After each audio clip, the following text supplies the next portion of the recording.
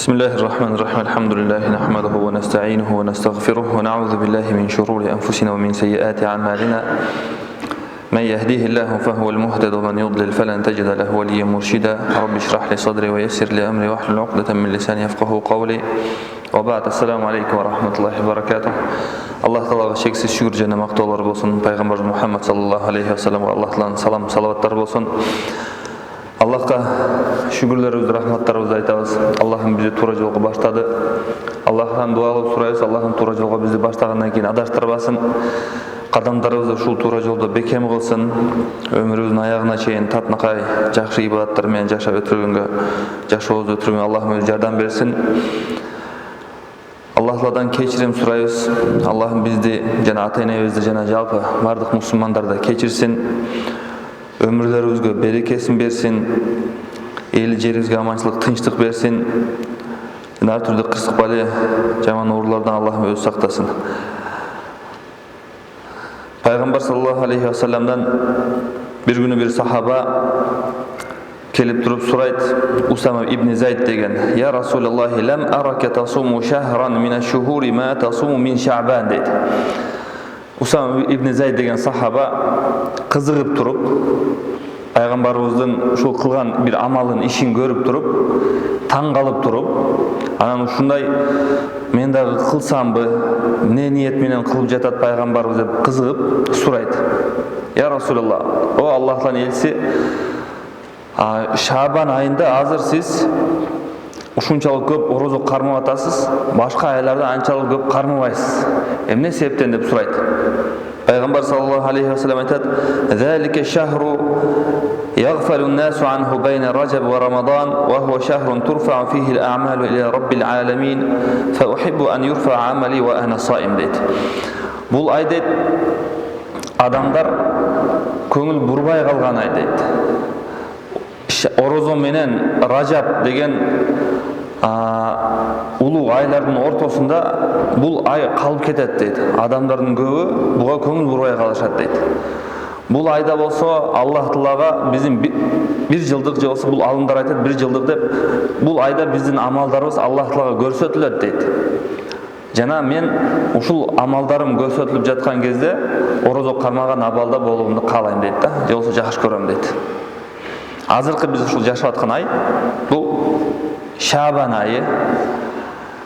Рамазан иншалла кийинки ай, иншалла буга бир аз калды. Мурдагы ай болсо Ражаб айы. Ал урматтуу, керемет, улуу айлардын бири, 4 ай. Аллах Таала Куранда айтат, 4 айды силерге улуу айлардан кылдырып жаратып койдук. Ошол айларда өзүңөргө зулумдук кылбагыла, ал айларда күнөө жасабагыла, балким көбүрөөк ибадат кылгыла, анткени ал жактагы сооптор чоң болот дейт да. Эми ушул чоң улуу айлардын ортосунда адамдарга белгилүү болгон айлардын ортосунда адамдарга бул ай белгисиз айлардын катарында, же болсо анын ичиндеги фазилет, ушул айдын ичиндеги жакшылыктар адамдарга белгисиз болгондугунан, көп адамдарга бул белгисиз, алар бул айга көңүл бурбайт дагы, Рамазанга деп туруп Рамазанды ойлойт, анан мурдагы Ражаб айды ойлойт. Бирок Шабан ай жөн эле өтүп кетет экен да көбүндө. Пайгамбар саллаллаху алейхи ва саллям бизге ушул жерде түшүндүрүп жатат. Адамдар каплетте болгон кезде, же болсо адамдар ибадатка көңүл бурбай жаткан кезде ибадат кылсаң, каплетте болбой, Аллахты эстеп, ибадаттарга берилип, чоң-чоң бир ибадаттарды жасап жүрсөң, бул пайгамбарыбыздын өзүнө ушундай жүрүү, ушундай жашоо сүйкүмдүү болгон, пайгамбарыбыз жакшы көргөн ушундай ишти. Анан Аллахка дагы ушул сүйкүмдүү болот экен да. Мисалы үчүн адамдар бир ибадатты жасабай жүргөн кезде сиз ошол ишти жасасаңыз, анын сообу көбүрөөк болот да. Бул сүйкүмдүүрөөк болот Аллах Таалага. Мисалы, түндө элдин баары уктайт. Элдин баары уктайт, бул табигый нерсе. Кээ бирлер болсо ойгонуп турат. Элдер уктап жаткан кезде бул намаз окуйт.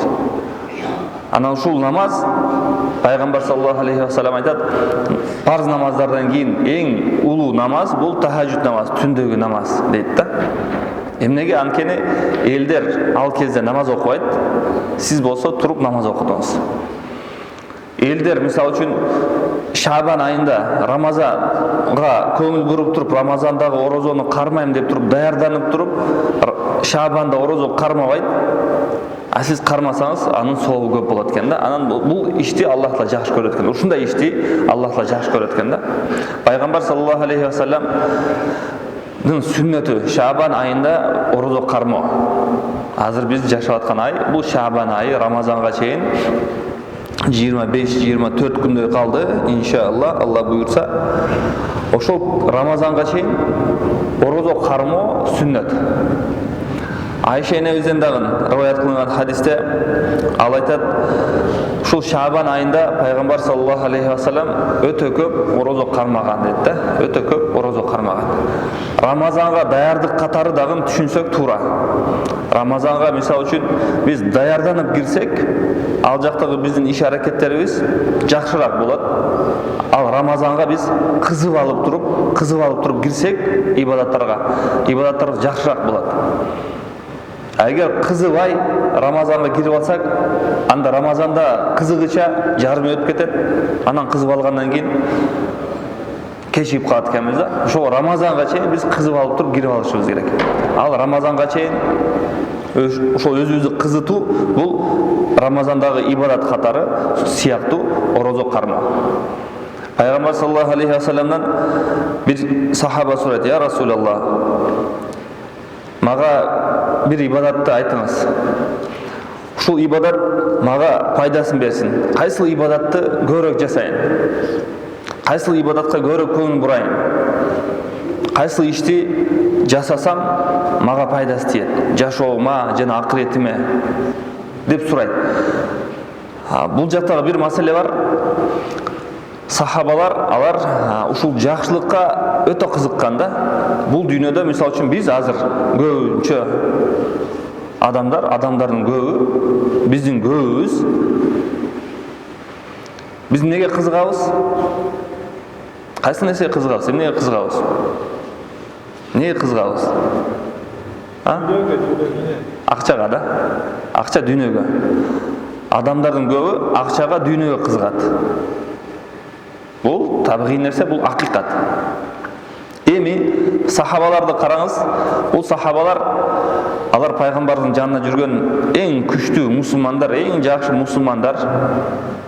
Анткени алардын иштери ушул пайгамбарыбыздай болгон да. Пайгамбарыбызга эң жакын болгон кишилер. Алардын иши, алардын жашоо жолу, алардын ички дүйнөсү, алардын кызыккан иштери, амалдары эң жакшы болгон, эң таза болгон. Анан алар бизге үлгү. Пайгамбарыбыздан кийин алар бизге дагы үлгү. Ал жөнүндө пайгамбар саллаллаху алейхи ва саллям айтып кетти. Алар жылдыз сыяктуу деген да. Менин сахабаларым жылдыздар сыяктуу деген да. Жылдыздарга биз карап туруп, мисалы үчүн жолду көрсөк болот, жолду билсек болот астрономия илиминде. Кайсы жак батыш, чыгыш, түндүк, түштүк деп. Ушул сахабаларга дагы карап туруп, биз өзүбүзгө алардан үлгү алып туруп, ошол алардын жолун жолдосок, иншалла туура болот. Жолдо болобуз, иншалла адашпайбыз. Ушул сахабалар кызыккан. Не кылсам мага пайда көбүрөөк болот, пайда көбүрөөк түшөт, сооп жагынан. Акыретте менин даражам бийикирээк болот. Тозоктон алыс болом. Тозокко такыр түшпөйм, тозокко дагы жакындабайм. Эч кандай бир зыян көрбөйм, жамандык көрбөйм деп кызыккандагын сура беришкен пайгамбарыбыздан. Эмне кылсам болот? Кандай кылсам болот? Бул кылганым туурабы? Же мындай кылганым жакшыраакпы? Жакшыраагы кайсыл? деп сура беришкен да. Эмне үчүн сурайт? Кылыш үчүн сурайт. Сиз мисалы үчүн бул дүйнөдө бир кишиден кеңеш сурайсыз. Кандай кылсам көбүрөөк пайда түшөт? Кайсыл жумуш менен алек болсом көбүрөөк пайда көрөм?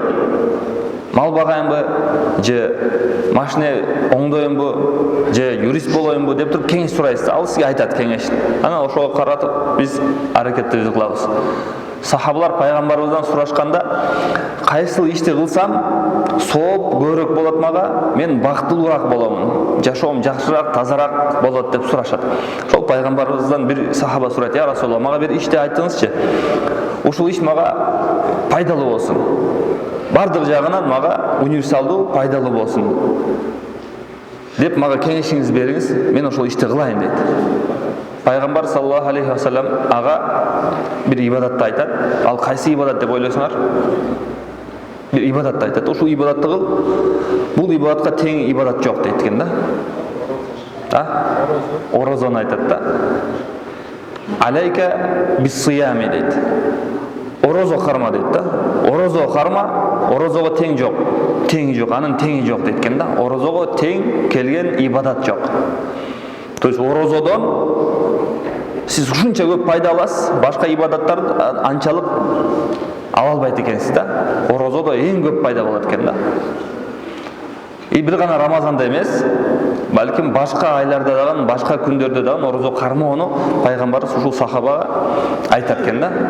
Биз дагы өзүбүзгө ушундай кеңешти пайгамбарыбыздан алдым деп туруп, иншалла ошол менен жашайлы. Бир гана Рамазанда эмес, балким ар айда бир канча күн орозо кармайлы. Жумада бир күн, 2 күн орозо кармап коелу. Күнүнө тамак жеп, суу ичип, каалаган убакта жеп, каалаган убакта ичип жашасак дагы болот, бирок кезде күндүзү ичпейм, жебейм, орозо кармайм деп туруп ниет кылып коюп туруп кармасак, күнүбүз өтө берет да. Ооруп калбайбыз. Тетири наоборот, ден соолугубуз күчтүүрөөк болот экен да. Бул акыйкат. Бүгүн биздин илимдүү ушул дүйнө алымдары денебизди изилдеп чыгып, ага кайсыл нерсе жакшы таасирин берет, кайсыл нерсе зыян, жаман таасирин берет деп изилдеп чыгып туруп, орозого келгенде орозонун пайдасын көрүшүптүр да. Ава Айшарып Әкрем деген малым бар ғой. Шунун башына операция кылып, иншалла шифасы берсин. Қан кеткенден кейін операция кылып каттыгын бір дуа сурайды. Иншалла Алла шифасын берсин. Айтып отырған бір дуа сурайды. Макул иншалла Алла шифасын берсин. Аллаху раббана саатил баси шифан шафила шифа illa шифа шифа ла яваду сақаман.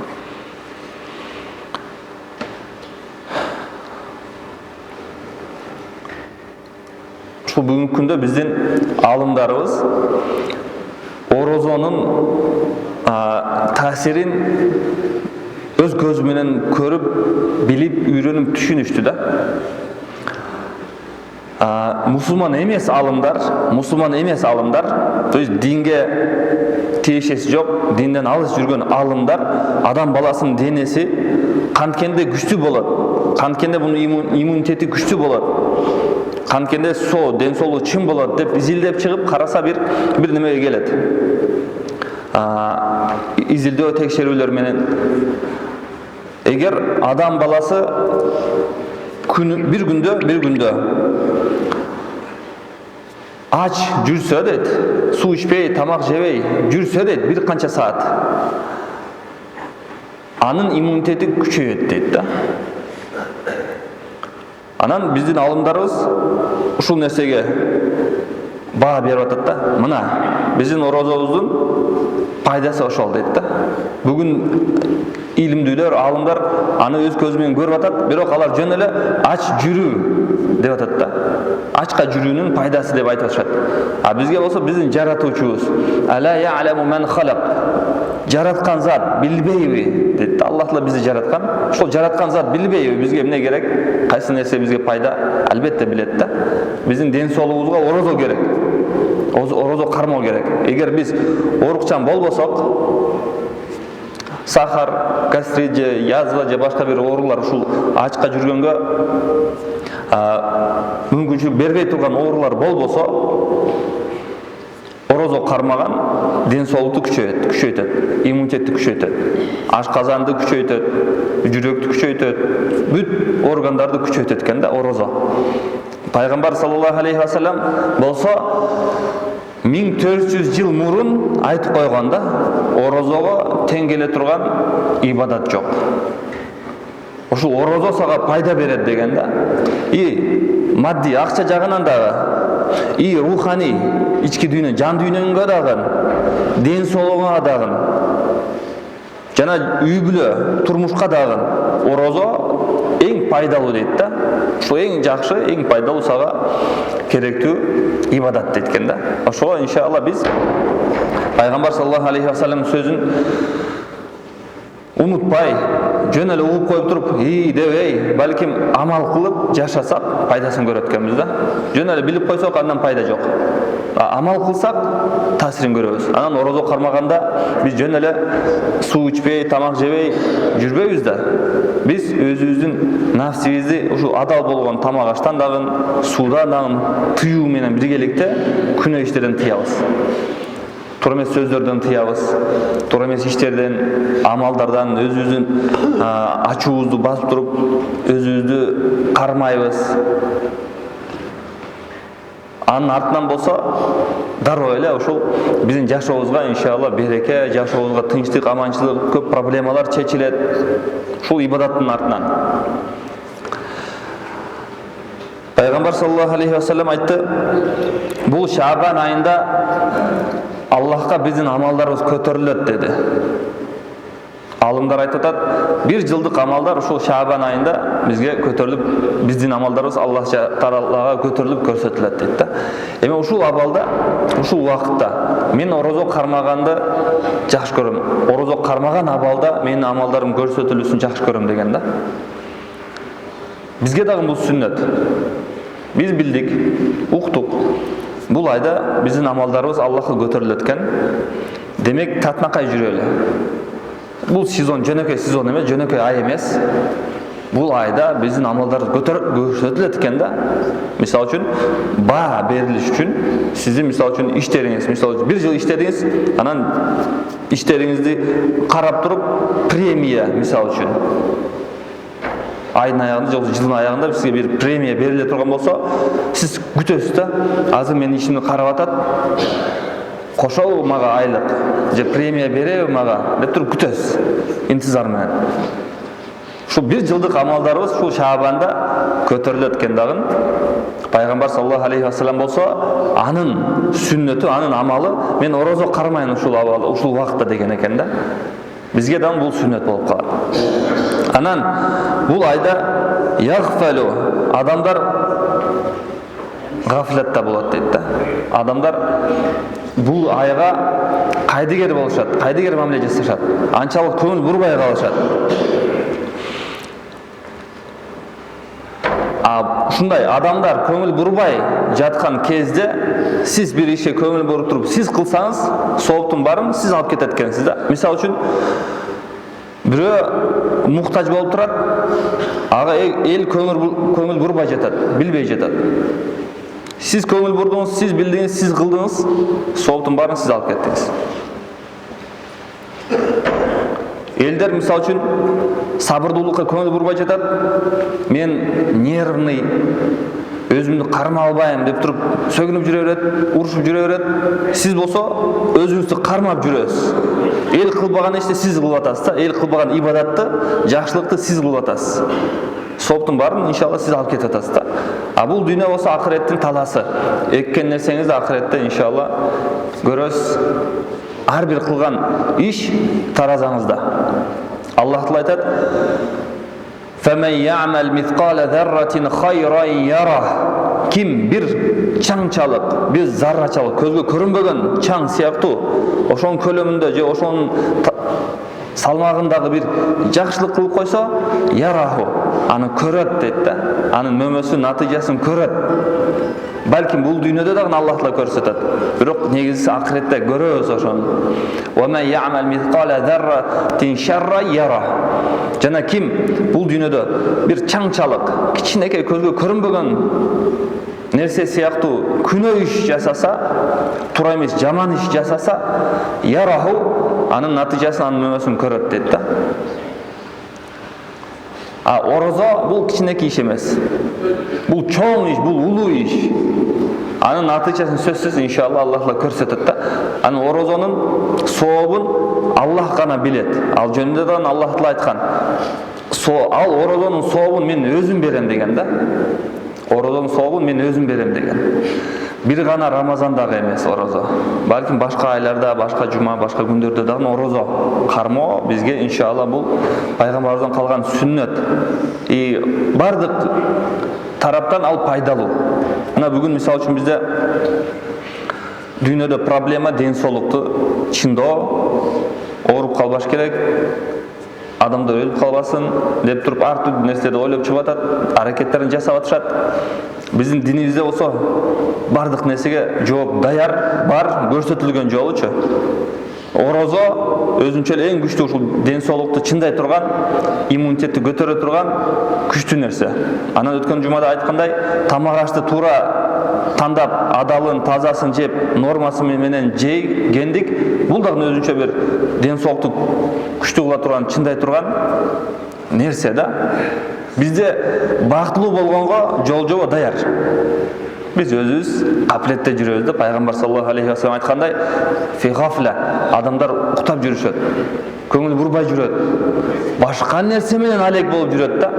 Ушул ишти кылыш керек, ал болсо башка экинчи, үчүнчү орунда турган нерселер менен алек, ошол менен алек болуп туруп, алаксып кетип атат да. Эң негизги, эң пайдалуу, эң керектүү нерселерден алаксып, экинчи, үчүнчү орундагы турган нерселер менен жүрөт.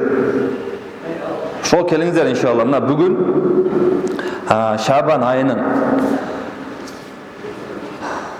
5-и иншалла. Рамазанга дагы 3 аптадан бир аз көбүрөөк калды. Рамазанга даярдыкты азыртан баштайлы. Бүгүндөн баштайлы. Мисалы үчүн машинени сиз от алдыда туруп дароо эле катуу айдабайсыз да. Акырындык менен биринчи от алат, кызыйт, андан кийин акырынан жыласыз. Рамазанга дагы биз азыр бир аз от алдырып, өзүбүздү ибадаттарга көндүрүп, ибадаттардын даамын сезип, татынакай ушул орозо күнүм татынакай чырайлуу өтсүн деп туруп өзүбүздү көндүрүп, анан Рамазандын орозосу башталганда уже сиз периште сыяктуу татынакай мусулман болуп туруп башташыңыз керек да. Ошондо сооптун баарын жыйнайсыз. Пайгамбар саллаллаху алейхи ва саллям болсо айтып койгон. Ким Рамазанга жетип, жашап өтүп, анан күнөөлөрдөн тазаланбаса, күнөөлөр кечирилбесе, ал зыянга учурады, бактсыз болду, алыстады. Же болсо алыстасын, зыянга учурасын, бактсыз болсун деп айтып кеткен да. Андай акыбалга түшүп калбаш үчүн Рамазанга чейин биз татынакай даярданабыз. Тобаны дагы күнүнө кылышыбыз керек, тоба кылайлы. Тоба деген азыр мисалы, азыркы күндө чоң күнөөлөрүбүз болсо, тоба кылайлы дагы таштайлы. Таза жашап баштайлы. Ал чоң күнөөлөрдөн сиздин жан дүйнөңүзгө дагы рахат жок, өзүчө бул жөн эле алдап жүрөт адам баласы өзүн. Акчалай жагынан дагы сизге эч кандай пайда жок андан. Үй бүлөңүзгө дагы, ден соолугуңузга дагы эч кайсы жагынан чоң күнөө, чоң арам иштерден пайда жок. Адам баласы өзүн өзү алдап жүрөт, өзүн өзү кыйнап, жүдөп жүрөт. Аллах Таала болсо аны туура жолго чакырып атат, жарыктыкка чакырып атат, жакшылыкты каалап атат. Адам баласы болсо жок деп туруп, өжөрлөнүп, туура эмес ишке барып, өзүн зыянын жеткирип атат да. Ошол келиңиздер иншалла. Дуа кылыңыздар. Аллахым бизди Рамазанга чейин аман эсен жеткирсин. Жана Рамазандагы иштерибизди берекелүү кылып туруп кабыл кылсын. Жана бардык мусулмандарды ушул Рамазанга чейин жеткирсин деп туруп иншалла дуа кылыңыздар.